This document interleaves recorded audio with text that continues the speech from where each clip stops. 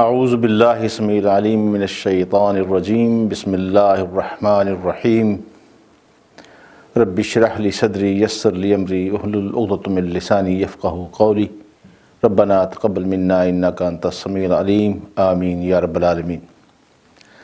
ناظرین، تجزیے کے ایک اور پروگرام کے ساتھ میں ہوں آپ کا میزبان سمیع اللہ ملک۔ میں ہوں عثمان خالد۔ جیسا کہ آپ جانتے ہیں کہ ہم نے پچھلے کئی پروگراموں میں اب دوسرے یعنی کشمیر کا معاملہ اور ماورائے عدالت کے معاملے جو ہے وہ ہم نے چھیڑے۔ اب اسی طرح آج کے پروگرام میں پاکستان کا ہمسایہ ملک اور خصوصی طور پہ آج کل دنیا کی ساری خاص طور پہ مغربی ممالک امریکہ کی معیت میں جس ملک پہ چڑھ دوڑنے کی تیاریاں کر رہا ہے اس کا نام ایران ہے۔ اور ایران کیونکہ ایک مسلمان برادر ملک بھی ہے، پاکستان کا ہمسایہ بھی ہے اور اس خطے میں ایک اہم ملک ہے، اور اس کے اہم ہونے کی ایک وجہ اس کا پیٹرول ہے اور اس کا قدرتی ذخیرہ جو کہ اللہ تعالیٰ کی طرف سے اسے ودیعت کیا گیا ہے۔ آج آپ دیکھیں کہ پاکستان کے ہمسایہ ملک ہونے کی حیثیت سے ایران کے مد نظر ایران کے اوپر خطرات یا دوسرے جو معاملات ہوتے ہیں اس کا براہ راست پاکستان کی اکانومی پہ، پاکستان کی سلامتی پہ بھی اس کا اثر پڑ سکتا ہے۔ آپ یہ دیکھیے کہ کیونکہ دنیا اسلام کا اس وقت سب سے بڑا جو دشمن جو ہے اسرائیل، یہودی صہیونی جو ہے، ان کا نام ان کا ایک ہی واویلا ہے کہ کس طریقہ ہے کہ ایران کا ایٹمی پروگرام جو ہے اس کو ختم کر دیا جائے۔ لیکن کیا واقعی ایران کا ایٹمی پروگرام جو ہے وہی صحیح وجہ ہے اس دنیا کی دشمنی کے لیے یا کوئی اور وجہ ہے؟ اگر ایٹمی قوت کا بننا یا ایٹمی قوت کے حصول کی کوشش جو ہے اگر جرم ہوتا تو یہ جرم تو پاکستان بھی کر چکا ہے۔ پاکستان بھی اب ایک ایٹمی قوت ہے، یہ کوریا بھی کر چکا ہے۔ لیکن کیا وجہ ہے کہ پاکستان اور کوریا پہ یا دوسرے ایسے ملک جو کہ کوششیں کر رہے ہیں ان پہ ایسی پابندی نہیں لگی جیسی سینکشن جو ہیں ایران کے اوپر لگا دی گئی؟ اور کوشش یہ کی جا رہی ہے کہ ایران کا ہوائی ناطقہ تو بند کر دیا گیا ہے، اس کا سمندری راستہ ناطقہ وہ بھی بند کر دیا جائے، اور اس کے جو رسول وسائل کے جتنے بھی ذرائع ہیں اس پہ ایسی قدغن لگائی جائے تاکہ ایران جو ہے مجبوراً اپنے گھٹنے ٹیک دے اور وہی کام کرے جس کے لیے امریکہ اسے حکم دینا چاہتا ہے یا امریکہ چاہتا ہے یا اس کے جو الائز جو ہیں اس کو چاہتا ہے۔ اب اس کے ایٹمی قوت کے حصول کو ایک بہانہ بنا کے مسلمان ملکوں کے درمیان بھی ایک دشمنی کی لہر پیدا کر دی گئی ہے، اور ایک طرف جو ہے عرب ممالک کو ایران کے ایٹمی قوت ہونے پہ ایک خوف میں مبتلا کیا جا رہا ہے، اور یہ دھمکیاں دی جا رہی ہیں کہ اگر ایران ایٹمی قوت بن گیا تو سب سے پہلے اپنے پڑوسی ممالک کی جو تیل کی تنصیبات ہیں اس پہ قبضہ کرنے کی کوشش کرے گا۔ اس سے پہلے یہ پروپیگنڈا بھی کیا جا رہا تھا کہ ایران ایک خاص مذہبی ایک فرقے کا حامل ملک ہے، وہ اپنے مذہبی نظریات جو ہیں تمام دوسرے اسلامی ملکوں میں پھیلانے کی کوشش کرے گا، بلکہ مسلط کرنے کی کوشش کرے گا، اس طرح اپنی ہیجمنی قائم کرنے کی کوشش کرے گا۔ اس طرح کے اور دوسرا پروپیگنڈاز کا سہارا لے کے مسلمان ملکوں کو بھی ایران سے دور کرنے کی کوششیں کی جا رہی ہیں۔ لیکن کیا واقعی یہی وجہ ہے؟ آج ان وجوہات کو تلاش کرنے کے لیے یہ پروگرام خصوصی طور پہ ہم نے سیٹ اپ کیا ہے، جس کے لیے ہم نے اپنے ماہر دفاعی تجزیہ نگار اور جو دانشور ہمارے دوست ہیں ان کو بھی ہم نے دعوت دی ہوئی ہے، وہ بھی میرے ساتھ ہمیشہ کی طرح شریک محفل بھی ہیں۔ کیا آپ سمجھتے ہیں کہ واقعی جو میں نے تمہید میں جو بات کہی ہے کہ یہ جو ایران کے ساتھ دشمنی کا معاملہ ہے اس کی ایٹمی قوت کو بنا کے موسوم کر کے کہا جا رہا ہے، واقعی یہ حقیقت ہے؟ یہ دراصل اس کے پیچھے کوئی تیل کا کوئی اور مسئلہ ہے؟ جی، دو مسائل قابل غور ہیں۔ ایک تو یہ ہے کہ امریکہ اور اس کے حوالی کیا چاہتے ہیں، اور دوسرا ہے کہ وہ کیا کریں گے۔ پہلی بات وہ کیا چاہتے ہیں، وہ چاہتے ہیں کہ ایران میں 1979 میں جو انقلاب آیا اس کے نتیجے میں ان کا سب سے قریبی دوست شہنشاہ ایران کی حکومت کا تختہ الٹا گیا، اور اس کے بعد جو حکومت ماض وجود میں آئی وہ کنسسٹنٹلی ان کی دشمن رہی۔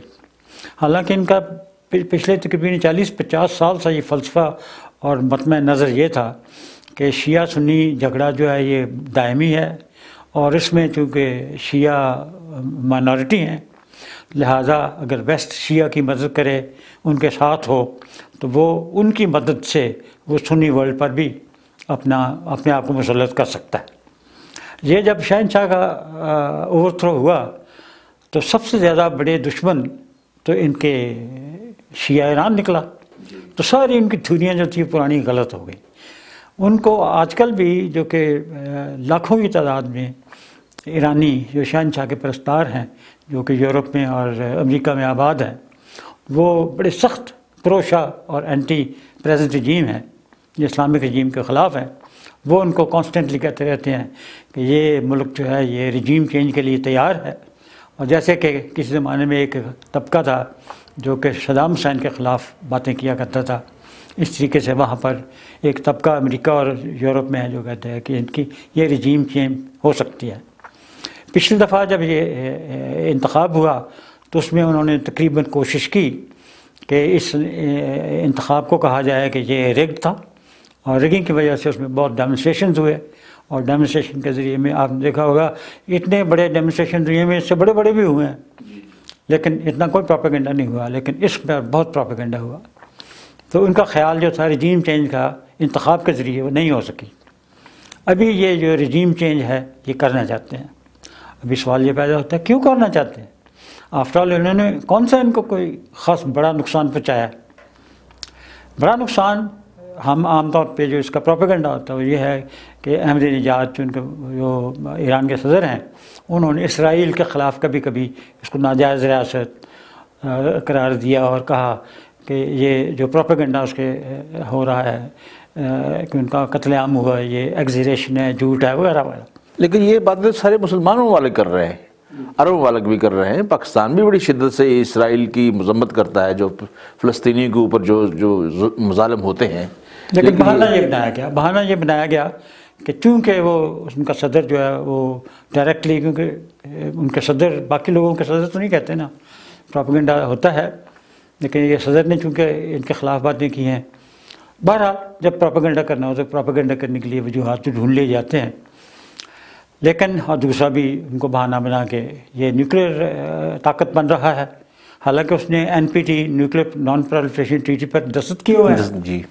اور یہ جو پچھلی دفعہ IAEA کا جو پریزیڈنٹ تھا اس نے سرٹیفائی کیا تھا کہ ایران کا کوئی نیوکلیئر پروگرام ہتھیار بنانے کی طرف مرکوز نہیں ہے. البرادی نے یہ بات کہی، البرادی نے اس چیز کی تصدیق کی تھی. اس کے باوجود یہ پروپیگنڈا جاری ہے کہ ایران کا نیوکلیئر پروگرام جو ہے وہ ہتھیار بنانے کے لیے ہے. حقیقت جس کو نظر انداز کیا جا رہا ہے کوئی ملک اس کے آس پاس جتنے ملک ہیں کوئی اس سے خطرہ محسوس نہیں کرتا. کیا پاکستان کو خطرہ ہے؟ کیا افغانستان کو خطرہ ہے؟ کیا روس یا ترکمانستان کو خطرہ ہے؟ کیا ترکی کو خطرہ ہے؟ ترکی کو خطرہ ہے؟ کسی کو خطرہ نہیں ہے. لہٰذا خطرہ کس کو؟ اسرائیل کو، جس کے پاس 80 یا 90 کے قریب ایٹم بم موجود ہے اور جو کہ نیوکلیئر پاور بن چکا ہے، اس کو خطرہ ہے. حالانکہ حقیقت یہ ہے کہ اسرائیل جو ہے وہ دنیا اسلام کے ہر ملک کے لیے خطرہ ہے. اسرائیل پہ کوئی خطرہ نہیں ہے، کیونکہ اسرائیل اتنا چھوٹا ملک ہے. اس کی چوڑائی اگر خاص طور پہ جہاں پر بیت المقدس واقع ہے وہاں سے سمندر جو ہے وہ 17 میل دور ہے. جی. وہاں اگر کسی علاقے میں بھی ایک ایٹم بم پھینک دیا جائے تو اس میں عرب زیادہ مریں گے، مسلمان زیادہ مریں گے بنسبت کسی وہ تو کسی ایٹمی حملہ کرنا جو ہے وہ تو خود مسلمانوں کو قتل کرنے کا خوشی ہوگی. لہٰذا ایک ایسا ملک ہے جس پر کہ ایٹمی حملہ ہو ہی نہیں سکتا، ایسا ملک جو ہے وہ پروپیگنڈا کرتا ہے کہ میں بہت مشکل میں ہوں. حالانکہ یہ سب کو پتہ ہے، اسرائیل کو سب سے زیادہ پتہ ہے کہ اس پر حملہ نہیں ہو سکتا. اور دوسرا یہ ہے کہ وہ اس قابل ہے کہ وہ تقریباً ہر مسلمان ملک کے اوپر حملہ کر سکتا ہے، سوائے میں بھی ساؤتھ ایسٹ ایشیا کے علاوہ. جی. مڈل ایسٹ میں اور نارتھ افریقہ میں جتنے مسلمان ملک ہیں سب پر اسرائیل حملہ آور ہو سکتا ہے. اور کسی نہ کسی وقت پر اس نے ایٹمی حملہ تو نہیں کیا لیکن دوسرے حملے وہ کر چکا ہے. جی. نہ یہ کلینڈسٹائن آپریشن تو اس نے سب کے خلاف کیے ہوئے ہیں. لہٰذا خطرہ اگر ہے تو مسلمان ملکوں کو اسرائیل سے ہے، لیکن کہا یہ جا رہا ہے کہ اسرائیل کو مسلمان ملکوں خاص طور پہ ایران کی طرف سے. لہٰذا مقصد جو ہے وہ یہ نہیں ہے جو یہ کہہ رہے ہیں، یہ جھوٹ ہے. ایران کی ایٹمی قوت بننا ان کے لیے خطرہ نہیں ہے، لیکن ایران ایک خطرہ ہے. ایران کے پاس تیل ہے اور اس تیل کا وہ استعمال پہلے جب بھی کسی نے استعمال کرنے کی کوشش کی، اس کا استعمال کیسے ہو سکتا ہے؟ آفٹر آل کو خود تو کسی نے پی نہیں جانا، انہوں نے بیچنا ہی ہے. اور آج کل انہوں نے سسٹم دنیا میں ایسے کیا ہوا ہے کہ تیل آپ کسی ملک کو نہیں بیچتے، تیل کا آپ نے ایک ایکسچینج بنایا ہوا ہے، انٹرنیشنل ایکسچینج، جو کہ روٹردم میں شاید واقع ہے، جی جی امریکہ میں بھی ایک ہے، جہاں سے کہ آپ جب جہاز لوڈ ہوتا ہے تو وہاں پر اس کی آکشن ہوتی ہے اور قیمت لگائی جاتی ہے، اور وہ جو بھی اس کو خریدنا چاہے وہ خرید سکتا ہے، یہاں تک کہ اسرائیل کو دنیا میں یہ اربوں کا تیل اسرائیل کو بھی جاتا ہے، جی جی اور اس طریقے سے کوئی دشمن سجن کی کوئی تمیز نہیں ہے، کیونکہ اس آئل ایکسچینج میں دنیا کا ہر ملک منہ مانگے دام منہ مانگا اپنی قیمت ادا کرے جی اور وہ لے سکتا ہے۔ جی جی لہٰذا یہ سسٹم اس وقت کا جو ہے وہ اس میں یہ ممکن ہے ہی نہیں کسی کے اوپر کوئی پابندی لگائی جا سکے۔ ابھی پابندیاں کون لگا رہا ہے؟ امریکہ لگا رہا ہے کہ تم ایران سے تیل نہیں خریدو گے۔ تو لہٰذا مقصد کیا ہوا؟ پہلے یہ ہے کہ ایران نے کہا کہ ہم اپنا ایک آئل ایکسچینج جو ہے یہ ایران میں قائم کر رہے ہیں، جی پھر انہوں نے کہا کہ ہم آئل کی قیمت جو ہے وہ دوسری کرنسیوں میں بھی لے لیں گے۔ تیسرا جب انہوں نے پابندیاں لگائیں تو انہوں نے کچھ ملکوں کو کہا کہ آپ ہمارے ساتھ ہم آپ کے ڈالر نہیں ایکسیپٹ کریں گے۔ تو خطرہ کس کو پیدا ہوا؟ پیٹرو ڈالر کا۔ پیٹرول ڈالر کو آج کل دنیا میں حالت یہ ہے، کیونکہ جب سے آج سے تقریباً 50 سال پہلے جب سے یہ پیٹرولیم کی پیمنٹ ڈالروں میں ہوتی ہے، جی جی لہذا ہر ملک کو فار ایگزامپل پاکستان خریدنا چاہتا ہے تو اس کو پہلے ڈالر خریدنے پڑتے ہیں، جی جی پھر تیل خریدنا پڑتا ہے۔ وہ ڈالر اس کی ہر ملک کے پاس ٹریلینز کے حساب سے ڈالر اکٹھے ہو گئے ہیں، اور اس کو پیٹرو ڈالر یا کہا جاتا ہے، پہلے یورو ڈالر کہتے تھے کیونکہ صرف یورپ کے پاس تھے، اب چین کے پاس زیادہ ہیں اس لیے پیٹرو ڈالر کہا جاتا ہے۔ تو دنیا میں کا جو پیٹرو ڈالر ہیں وہ اس کی جو تعداد ہے، ان کی جو کوانٹٹی ہے، وہ باقی ڈالروں سے جو ایکچوئل ان کی معیشت میں انڈر سرکولیشن ہے اس سے زیادہ ہے۔ لہٰذا اس وقت امریکہ ٹیکنیکلی ایک دیوالیہ ملک ہے۔ دیوالیہ اس لیے ہے کیونکہ ڈالر دنیا کے پاس زیادہ ہیں، امریکیوں کے پاس ڈالر کم ہے۔ ایسی حالت میں ابھی یہ ایک کننڈرم ایک پیدا ہو گیا ہے کہ ابھی امریکہ کیا کرے۔ ابھی وہ کہہ رہا ہے کہ تم یہ بات مت کرو۔ ابھی جو سیانے امریکی ہیں وہ کہتے ہیں کہ دیکھو اگر تم نے اس زیادہ مجبور کیا اور لڑائی کر لی تو پھر تو یہ ایران نہیں بلکہ باقی ملک بھی یہ مجبور ہو جائیں گے کہ وہ کسی اور کرنسی میں اس کا لین دین کریں۔ یہ یاد رہے کہ پہلے لیبیا نے یہ کہا تھا، جی جی لیبیا کے قذافی کے ساتھ کیا ہوا؟ وہ اپنے جگہ پہ آ گیا۔ اس سے پہلے صدام حسین نے یہ کہا تھا کہ میں یورو میں تیل کی قیمت وصول کروں گا، اس کے ساتھ کیا ہوا؟ ایک دفعہ یہ جو مسٹر کہان ہیں وہ IMF کا چیئرمین تھا، اس نے یہ کہا کہ اس وقت اسٹرانگر کرنسی یورو ہے تو کیوں نہ پیٹرولیم کی پروڈکٹس جو ہیں وہ یورو میں خرید لیجیے، اور 3 مہینے کے اندر اندر اس کو بھی نکال دیا گیا، اور ابھی اس کی سکسیسر جو فرینچ لیڈی ہے اس نے آ کے واپس جگہ پہ آ گیا۔ تو لہٰذا مقصد جو ہے یہ جو انڈر لائنگ آئیڈیا جو سمجھنے کی بات ہے، ڈالر کو بچانے کی کوشش، ڈالر کو بچانے کی کوشش ہے۔ ابھی اس وقت جو سچویشن ہے کہ ڈالر کو بچانے کے لیے جنگ کا سہارا نہیں لیا جا سکتا۔ جنگ کے سہارے سے آپ ہو سکتا ہے کہ ایران کو منع کر دیں، ایران کے آئل ایکسپورٹ بند کر دیں، لیکن پیٹرو ڈالر کی کوانٹٹی اتنی زیادہ ہے کہ امریکہ کیسے بند کرے گا؟ کیونکہ کسی نہ کسی اسٹیج پر تو لوگوں نے کہنا ہے کہ جناب جتنے یہ جو ہم نے آپ کی سیکیورٹیز اور آپ کا ڈالر خرید کے رکھا ہوا ہے یہ ہمیں پیسے واپس کرو، اور جب واپس کریں گے تو پھر وہی حالت ہوگی جو کس زمانے میں جرمنی کو ہوئی تھی کہ بوری بھر کے مارک کی لوگ لے کے جاتے تھے کہ ڈبل روٹی خرید جائے۔ جی صحیح ہے۔ تو یہ ڈالر کی یہ حالت ہونے والی ہے۔ ایک بات میں آپ سے اور عرض کرتا ہوں صاحب، بات یہ ہے کہ ہمیں تھوڑا سا اس حالات کی طرف بھی نظر دوڑانی چاہیے، جیسے کہ شہنشاہ ایران آپ کو پتہ ہے کہ اس امریکہ کا اس علاقے میں پولیس مین کہلواتا تھا، اسے مانا جاتا تھا، اور کیونکہ امریکہ کی اور یعنی امریکہ کی تمام احکام جو تھے وہاں پہ منون تسلیم کیے جاتے تھے، اور شہنشاہ ایران جو تھا وہ بالکل امریکہ کے پالیسی کو جاری و ساری رکھے ہوا تھا، اور یہی وجہ ہے کہ امریکہ نے مسلمان ملکوں کو کنٹرول کرنے کے لیے شہنشاہ ایران کو بہت استعمال کیا، بالکل عربوں کو بھی استعمال کیا، پاکستان کے اوپر بھی اس کا بڑا مؤثر اسے رکھا گیا، اس کی دوستی کے آڑ میں پاکستان کو کئی دیر تک آپ کو پتہ ہے کئی سال تک پاکستان کو یعنی تیل کے لیے کنویں نکالنے کی اجازت نہیں ملی، ہر طریقے سے مدد دے کے اس کو خاموش کر دیا جاتا تھا، لیکن کوئی رک کمپنی آتی تھی رک کرنے نہیں دیا جاتا تھا اس حوالے سے۔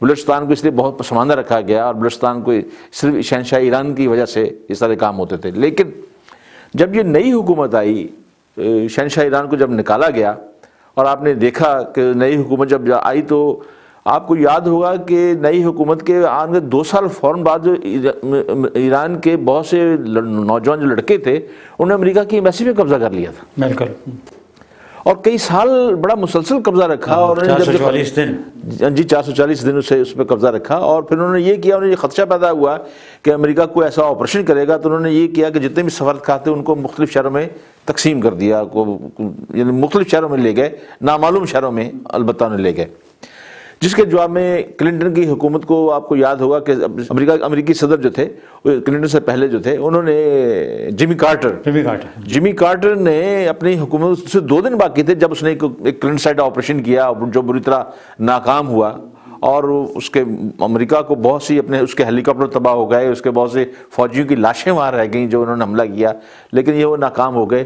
یہ ایک بہت بڑا ایک دشمنی کی ایک داغ بیل ڈال دی گئی ایران اور امریکہ کے درمیان، ایک یو ٹرن آ گیا، جو دوستی جو تھی وہ مکمل دشمنی میں تبدیل ہو گئی۔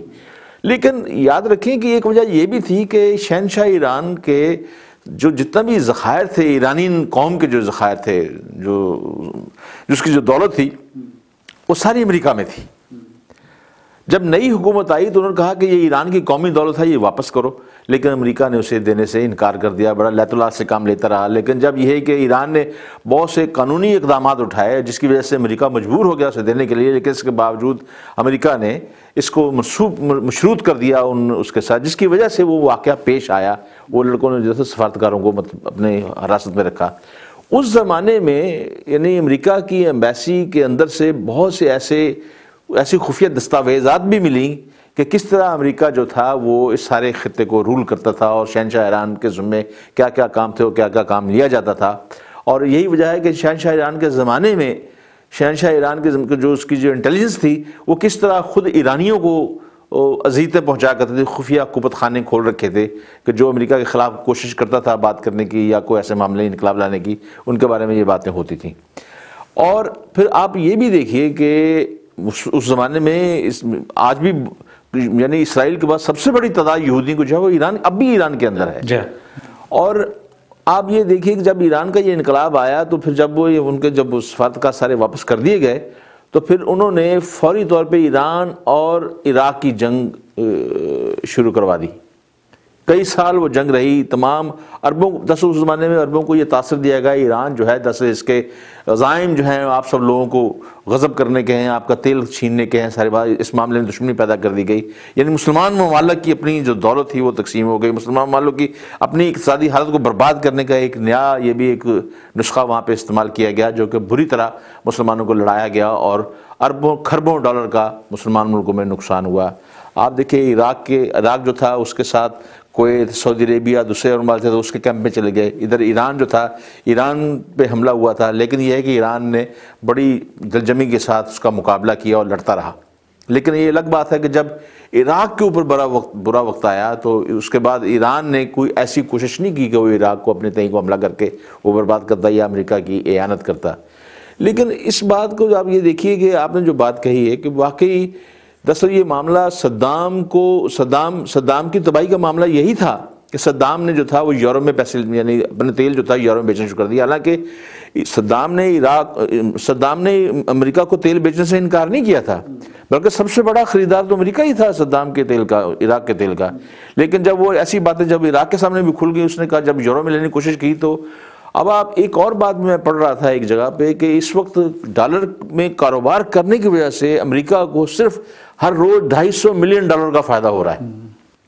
کوئی کام نہیں کر رہا، صرف اس کا کیونکہ ڈالر استعمال ہو رہا ہے کاروبار کے اندر درآمدی اور برآمدی بلز کی پیمنٹ کے لیے، اور صرف اسی وجہ سے فائدے کے لیے وہ $250 ملین جو ہے اس کا روز کو اس کا اسے فائدہ ہو رہا ہے۔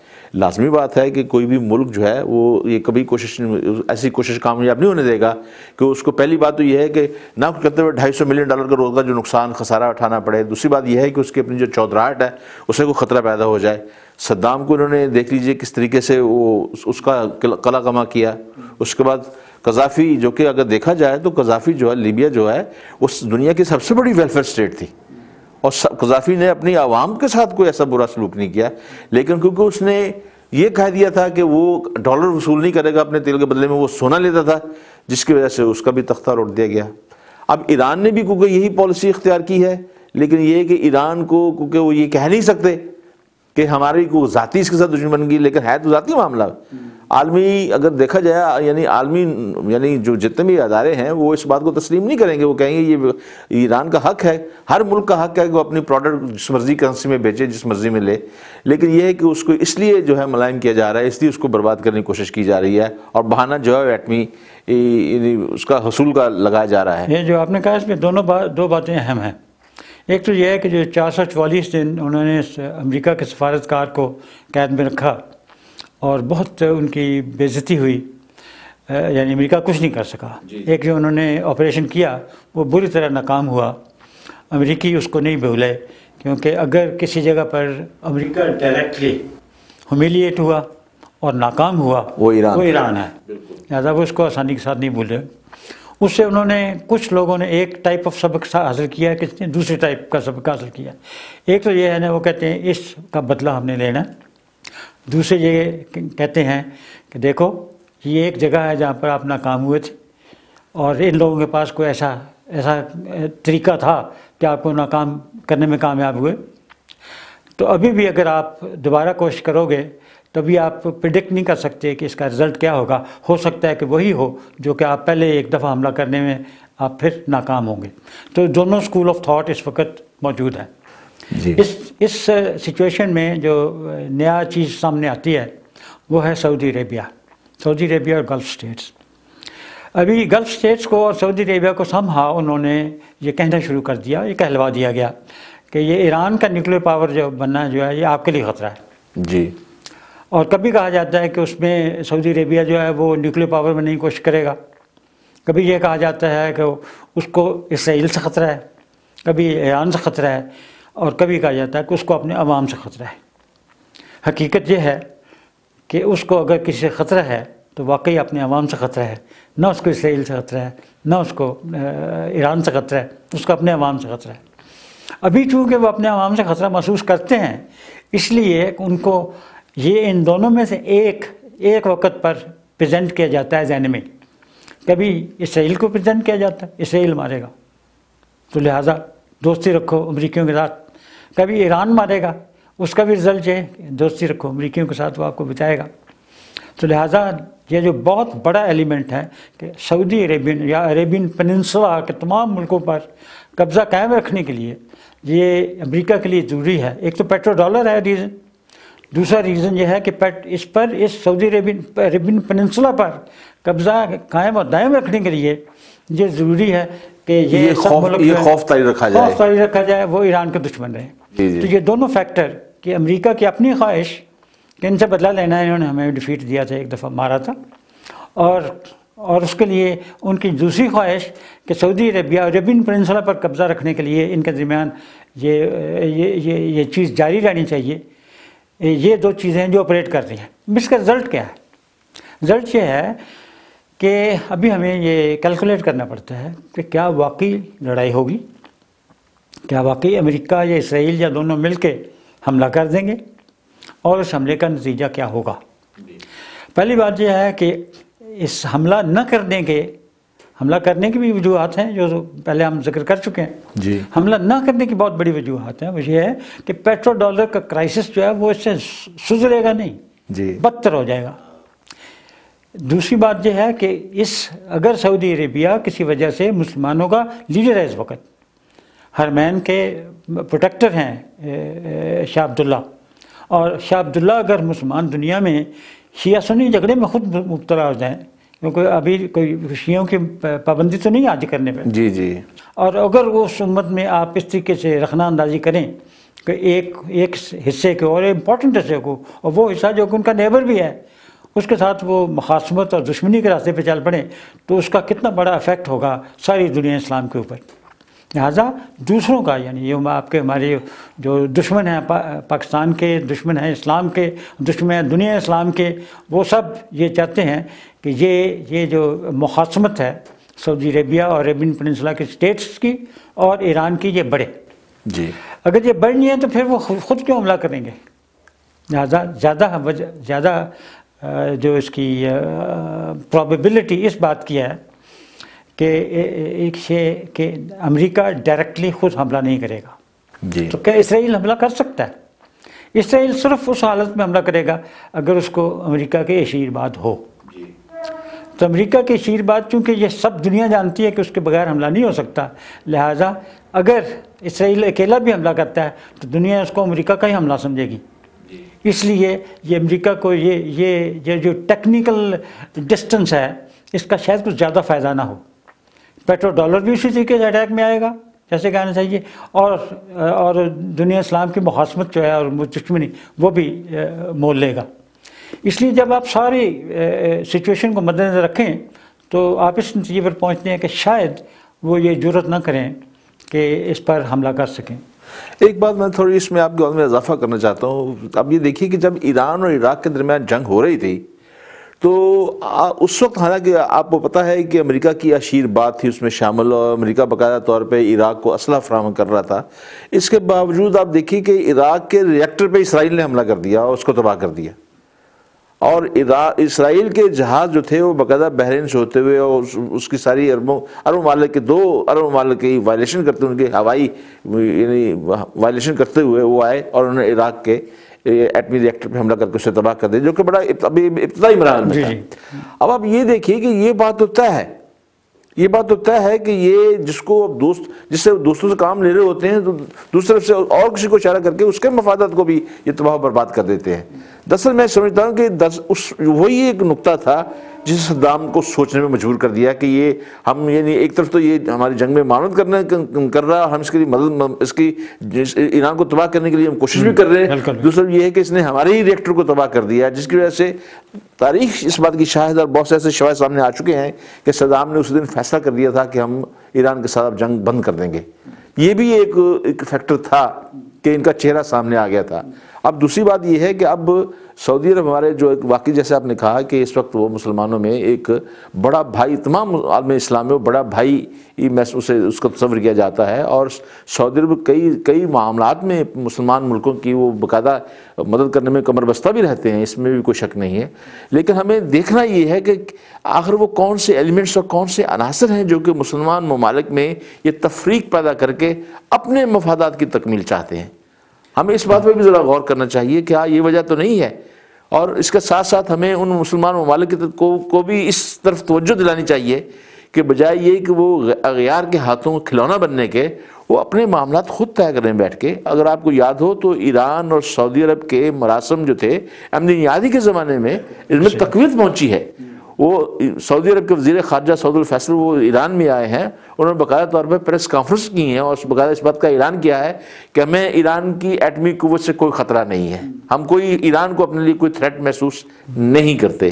لیکن اس کے باوجود آپ دیکھیں کہیں نہ کہیں سے کوئی نہ کوئی شگوفہ چھوڑ دیا جاتا ہے، کسی مغربی اخبار میں کوئی ایسا آرٹیکل شائع کروا دیا جاتا ہے، کسی ٹیلی ویژن چینل کے اندر کوئی ایسا پروگرام کروا دیا جاتا ہے جس کے اندر یہ تاثر دیا جاتا ہے کہ جیسے سعودی حکومت یا مسلمان اس کے جو پڑوسی مملکتیں ہیں وہ ایران کو اپنے لیے خطرہ سمجھتی ہیں. حالانکہ ایسی بات نہیں ہے. لیکن تکلیف امر یہ بھی ہے کہ ہمارے مسلمان ممالک کو فوری طور پہ اسی وقت انہیں آرٹیکلز کا ان پروگرام کا نوٹس بھی لے کے اس کی تردید بھی کرنی چاہیے جو کہ نہیں ہو رہی. یہ بھی ہونا چاہیے. جی یہ بالکل ٹھیک ہے. ابھی جیسے آج ہم کر رہے ہیں، ہم اس کا تجزیہ کرنے کے بعد ہمیں اس تجویز پر بھی پہنچنا چاہیے کہ دشمن اس وقت یہ کوشش کرنے کی کوشش کر رہا ہے کہ عربین پیننسولا اور ایران کے آپس میں لڑائی ہو اور باقی جو ہے اس میں ایک نیوٹرل سٹانس اختیار کریں. ابھی پاکستان ایک اہم ملک ہے، 180 ملین کی پاپولیشن ہے، خود نیوکلیر پاور ہے، اور اگر کل کو اس کو نیوکلیر پاور کوشش میں اگر برباد کر دیا جاتا ہے تو وہ ملک جو کہ نیوکلیر پاور ہے اس کے ساتھ کیا ہو سکتا ہے، یہ سوچتے ہوئے ہمیں ابھی ہمارے لیے لازم ہے کہ ہم ایک رول اختیار کریں. اور وہ رول یہ ہے کہ ابھی ہمیں یہ سٹینس لینا چاہیے کہ ایران نیوکلیر پاور بننے کی کوشش نہیں کر رہا اور اس لیے اس پر حملہ ناجائز ہوگا، اور اگر اس پر کسی نے حملہ کیا تو ہم سب اس کے ساتھ کھڑے ہوں گے. بہت شکریہ برگر صاحب. ابھی ناظرین آپ نے ابھی یہ دیکھا کہ ایران کے بارے میں جو غلط فہمیاں اغیار پیدا کر رہے ہیں، ہمیں بہت خبردار ہونے کی ضرورت ہے، اور ہم جس مقام پہ ہیں ہمیں آج ہی یہ کوشش اپنی شروع کر دینی چاہیے کہ کس طریقے سے ہم ان اغیار کی ان سازشوں کا مقابلہ کر سکیں. جیسے کہ آپ کے سامنے ابھی عرض کیا کہ ایران کی ایٹمی قوت دراصل اغیار کی آنکھوں میں نہیں کھٹکتی، کھٹکتا ہے تو وہ پیٹرو ڈالر کھٹکتا ہے، وہ ڈالر کرنسی ایران کا انکار کر دینا کھٹکتا ہے. اور امریکہ خاص طور پہ یہ سمجھتا ہے کہ اگر ڈالر کا جس میں ہمیں 250 ملین روزانہ کا فائدہ ہو رہا تھا، وہ سورس اگر ہمارا بند ہو جاتا ہے تو امریکہ جو کہ واقعی اس وقت بینکرپٹ ہو چکا ہے اور اس وقت اس کی معیشت جو ہے کرا رہی ہے، اب اسے اس بات کا خطرہ پیدا ہو گیا کہیں ایسا نہ ہو کہ یہ تمام مصائب جو ہیں کہ امریکہ کو لے نہ بیٹھیں. میں انہی الفاظ کے ساتھ اپنے اس پروگرام کو ختم کرتا ہوں. ایک نئے تجزیے کے ساتھ آپ کے سامنے حاضر ہوں گے انشاءاللہ. اجازت دیجیے. خدا حافظ.